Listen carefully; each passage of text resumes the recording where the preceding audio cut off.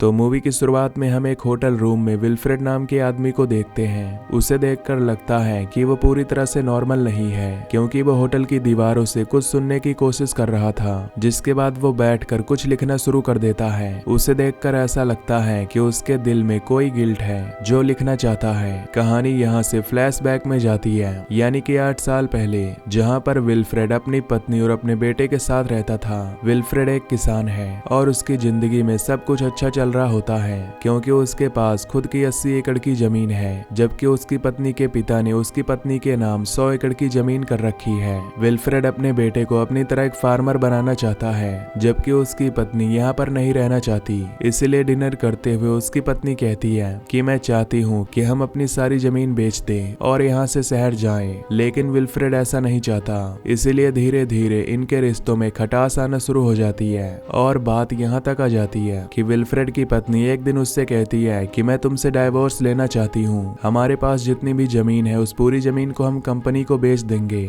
जितना पैसा मिलेगा हम आधा आधा ले लेंगे। विल्फ्रेड ये बातें सुनकर तनाव में आ जाता है और अपनी पत्नी से पूछता है कि डाइवोर्स के बाद हमारा बेटा किसके साथ रहेगा। वो कहती है कि मैं उसे अपने साथ शहर ले जाऊंगी ताकि उसे एक अच्छा भविष्य दे सकूं। विल्फ्रेड कहता है कि मुझे सोचने के लिए कुछ वक्त की जरूरत है, और अब हर रोज वो इसी बारे में सोचना शुरू कर देता है। ना वो अपनी जमीन खोना चाहता है और ना अपने बेटे को।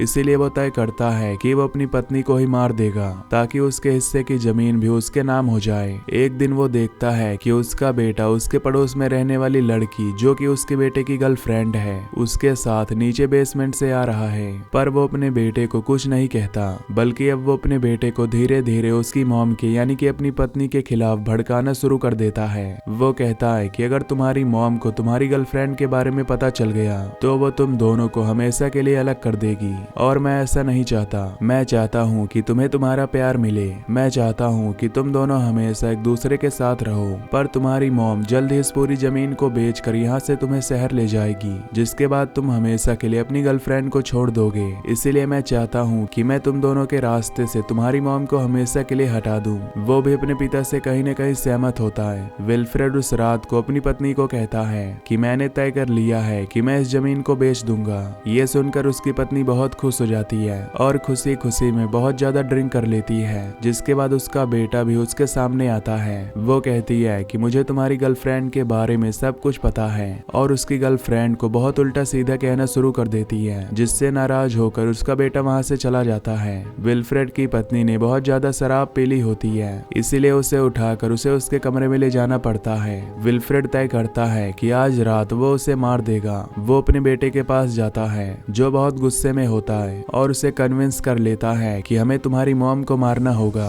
उसका बेटा उसकी बातों में आकर उसके साथ मिलकर अपनी मॉम को मार देता है, जिसके बाद ये उसकी बॉडी को अपने ही घर के कुएं में फेंक देते हैं। विल्फ्रेड अब अंदर आकर सारे सबूत मिटा देता है। अगली सुबह वो अपनी पत्नी के सारे कपड़े और जरूरी चीजों को एक बैग में पैक करता है और उस बैग को कुएं में फेंकने के लिए जाता है, ताकि सबको ऐसा लगे कि वो घर छोड़कर चली गई। पर जब वो कुएं के अंदर देखता है तो वहाँ उसे बहुत सारे चूहे दिखते हैं, जिन्हें देखकर वो डर जाता है, क्योंकि आज पहली बार उसने कुएं के अंदर चूहों को देखा होता है। वो सूटकेस को वहीं फेंक कर कुएं के ढक्कन को बंद कर देता है। अगले दिन यहाँ पर उस कंपनी का लॉयर आता है, जिस कंपनी को विल्फ्रेड की पत्नी ने जमीन बेचने का वादा किया था। लॉयर कहता है कि मैं तुम्हारी पत्नी से मिलना चाहता हूँ, तो विल्फ्रेड कहता है कि वो घर छोड़कर चली गई है। दरअसल विल्फ्रेड ने यहाँ पर पूरी कहानी बना रखी है, जिसके मुताबिक उसकी पत्नी और उसकी नहीं बनती थी, जिस वजह से उसकी पत्नी रात के अंधेरे में घर छोड़कर चली गई। लॉयर कहता है कि मैं तुम्हारा घर चेक करना चाहता हूँ, पर वो साफ साफ मना कर देता है। साथ ही उसे धमकी भी देता है कि अगर तुमने ऐसा किया तो तुम्हारे लिए अच्छा नहीं होगा। लॉयर कहता है कि मैं तुम्हें देख लूंगा। ये कहकर वो वहाँ से चला जाता है,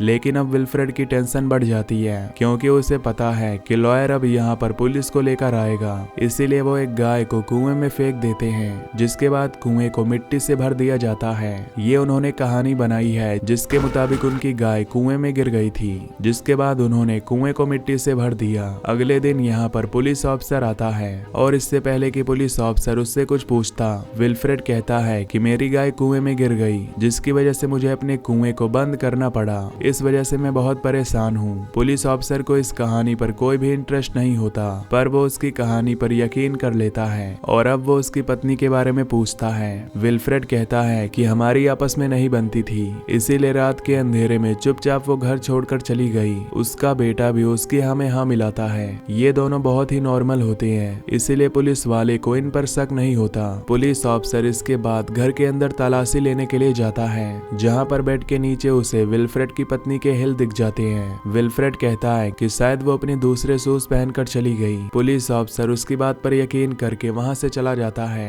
रात को विल्फ्रेड जब सो रहा होता है तभी उसे गाय के जोर जोर से चिल्लाने की आवाज आती है, और जब वो उस जगह जाता है तो देखता है कि वहाँ पर चूहा है जो उसी पाइप के अंदर चला जाता है जो कुएं से कनेक्ट है। वो उस पाइप को बंद कर देता है, और जब वो अपने कमरे में वापस आता है तो देखता है कि उसके सामने उसकी पत्नी की आत्मा है, और जब उस तरफ रोशनी डालता है तो वहाँ पर उसका बेटा होता है। दरअसल उसका बेटा भी आवाज से उठ गया था। अगली सुबह विल्फ्रेड का बेटा उसके पास आता है और कहता है कि मेरी गर्लफ्रेंड प्रेग्नेंट है, मैं उससे शादी करना चाहता हूँ, जिसके लिए मुझे पैसों की जरूरत है। पर विल्फ्रेड उसे साफ साफ मना कर देता है और कहता है कि मैं तुम्हारी इस वक्त पैसों में किसी भी तरह की कोई मदद नहीं कर सकता, मेरे पास पैसे नहीं है, और वैसे भी तुम्हारी ये शादी की उम्र नहीं है, कम से कम 25 साल की उम्र तक तुम्हें रुकना होगा। विल्फ्रेड का बेटा ये बातें सुनकर डिसअपॉइंट हो जाता है और कहता है कि अगर मॉम होती तो मेरी मदद जरूर करती,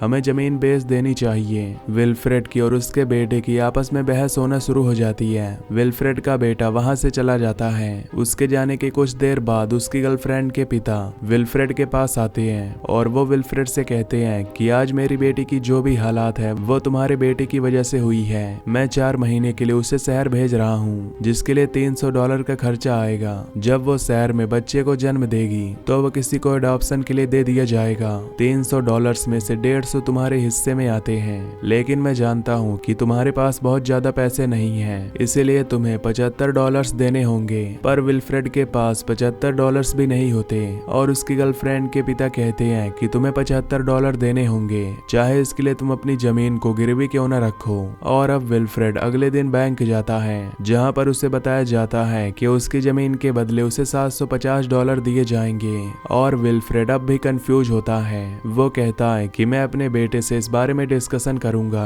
और जब वो बाहर आता है तो देखता है कि वहाँ पर उसकी गाड़ी नहीं होती। उसके बेटे ने वहाँ पर उसके लिए एक लेटर छोड़ा होता है, जिसमें लिखा होता है कि मैं अपनी गर्लफ्रेंड को लेकर यहाँ से जा रहा हूँ, और अगर आपने हमें ढूंढने की कोशिश की या पुलिस को कंप्लेंट की तो मैं मॉम के मर्डर के बारे में सब कुछ पुलिस को बता दूंगा। और अब विल्फ्रेड पूरी तरह से अकेला हो चुका है। उसे बार बार अजीब अजीब से विजन्स आते हैं। साथ ही वो देखता है कि ऊपर छत से खून टपक रहा है। दरअसल वो पानी होता है जो उसे अब खून दिख रहा है। उसके पास पैसे भी नहीं बचे, इसीलिए वो तय करता है कि वो बैंक से $750 का लोन ले लेगा। उन पैसों से वो अपने घर की मरम्मत करना चाहता है, क्योंकि उसके घर की हालात बहुत ज्यादा खराब होती है। बैंक से पैसे लेकर वो घर आता है और तभी एक चूहा उसके हाथ को काट लेता है, जिस वजह से खून पैसों में लग जाता है, जिससे विल्फ्रेड पूरी तरह से फ्रस्ट्रेट हो जाता है, क्योंकि उसने अपने पूरे परिवार को खो दिया और साथ ही अब वो लोन भी ले चुका है। उसके हाथ में चूहे ने काटा होता है, इसलिए अपने हाथ में वो पट्टी बांध लेता है और अपने दिल के गम को और हाथ की चोट के दर्द को भुलाने के लिए शराब पीता है। इस तरह कुछ दिन बीत जाते हैं और उसके हाथ का इन्फेक्शन बढ़ने लगता है। और अब सर्दियां भी शुरू हो चुकी थी। बाहर बर्फबारी हो रही होती है और इस बर्फीले तूफान में वो वहां से निकलने की कोशिश करता है ताकि डॉक्टर के पास जा सके, लेकिन उसकी गाड़ी स्टार्ट नहीं होती, जिस वजह से एक बार फिर से उसे घर के अंदर आना पड़ता है। उसके हाथ में बहुत ज्यादा दर्द होता है, इसीलिए वो और शराब पीता है। और तभी वो दरवाजे के बाहर देखता है जहाँ पर उसकी पत्नी की आत्मा होती है, जो अक्सर उसे दिखती रहती है। और उससे डर कर वो नीचे बेसमेंट में चला जाता है, जहाँ पर उसकी पत्नी की आत्मा उसके पीछे आती है। वहाँ पर बहुत सारे चूहे भी उसकी पत्नी की आत्मा के साथ होते हैं। और अब विल्फ्रेड, जो अपनी जिंदगी से परेशान हो चुका है, वो अपनी पत्नी की आत्मा से कहता है कि मुझे मार दो। पर वो विल्फ्रेड के पास आती है और बताती है कि हमारा बेटा अब इस दुनिया में नहीं रहा। यहाँ से जाने के बाद उनके पैसे खत्म हो गए, जिस वजह से उन्होंने लोगों को लूटना शुरू कर दिया। जल्द ही वो फेमस हो गए और उनका नाम रखा गया स्वीट हार्ट बैंडिट्स, क्योंकि उसकी गर्लफ्रेंड भी उसका साथ दिया करती थी। और एक दिन जब वो किसी को लूट रहे थे तो घर के ऑनर ने हमारे बेटे की गर्लफ्रेंड को गोली मार दी, जिस वजह से उसकी मौत हो गई। हमारा बेटा इस सदमे को बर्दाश्त नहीं कर पाया, यानी कि विल्फ्रेड ने पूरे परिवार को खो दिया। दिया है। ये सब बातें सुनने के बाद विल्फ्रेड बेहोश हो जाता है और जब उसे होश आता है तो वो पुलिस ऑफिसर की गाड़ी में होता है जो उसे हॉस्पिटल ले जाता है। हॉस्पिटल में उसके हाथ को काट दिया जाता है क्योंकि उसमें इन्फेक्शन बहुत ज्यादा फैल चुका था। कुछ देर के बाद उसके पास पुलिस ऑफिसर आता है और बताता है कि एक दिन पहले हमें एक लेडी की डेड बॉडी मिली थी जिसे कुछ लुटेरे ने लूट और मार दिया। उसका पूरा चेहरा खराब था लेकिन वह हूबहू तुम्हारी पत्नी की तरह थी। इसका मतलब तुम्हारी पत्नी अब इस दुनिया में नहीं रही और यही बात बताने मैं तुम्हारे घर पर आया था। हमने तुम्हारी पत्नी के केस को बंद कर दिया है, यानी कि अब उसे उसकी पत्नी के मर्डर के इल्जाम में कभी सजा नहीं मिलेगी। साथ ही उसकी पत्नी की आत्मा ने जो बात कही थी कि उनके बेटे की मौत हो चुकी है वो बात सच होती है। उसके बेटे की बॉडी को उसे हैंड ओवर कर दिया जाता है।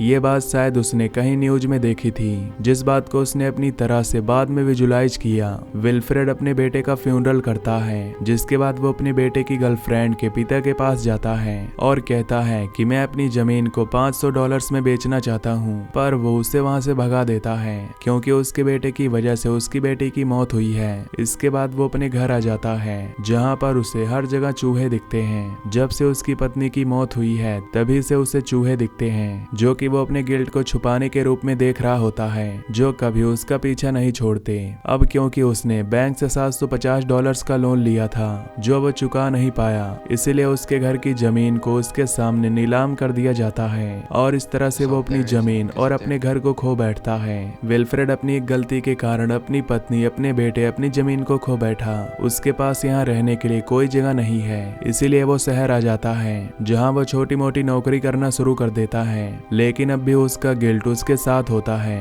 वो अपने आप को अपराधी समझता है, इसीलिए हर जगह उसे चूहे दिखते हैं। वो बहुत ज्यादा शराब पीने लगता है और जब भी उसे थोड़ा बहुत होश रहता है तो वो उन लोगों के घर जाता है जिन लोगों के परिवार वालों को उसके बेटे ने लूटते हुए मारा था। वो उन सब से माफी मांगता है और इसी तरह से कई साल बीत जाते हैं। कहानी वापस प्रेजेंट में आती है जहाँ पर वो कन्फेशन लेटर लिख रहा होता है। इस लेटर में वो अपने सभी गुनाहों को लिखता है कि किस वजह से उसने अपनी पत्नी को मारा था। हालांकि उसकी पत्नी के केस को बंद कर दिया गया है लेकिन वो जानता है कि वो असली गुनहगार है, इसीलिए उसे अपने कमरे में बहुत सारे चूहे दिखने शुरू हो जाती हैं और तभी वहाँ पर उसकी पत्नी, उसके बेटे और उसके बेटे की गर्लफ्रेंड का घोस्ट आ जाता है। वो सब उसे देख रहे होते हैं और उसका बेटा कहता है कि अब तुम्हारा वक्त आ चुका है, जो गुनाह तुमने किए थे अब वो तुम्हें जीने नहीं देंगे। और इसी के साथ ये मूवी यहीं पर खत्म हो जाती है। तो दोस्तों अगर आपको ये एक्सप्लेनेशन पसंद आई हो तो वीडियो को लाइक और चैनल को सब्सक्राइब कर लेना। Till then take care, love you, bye bye.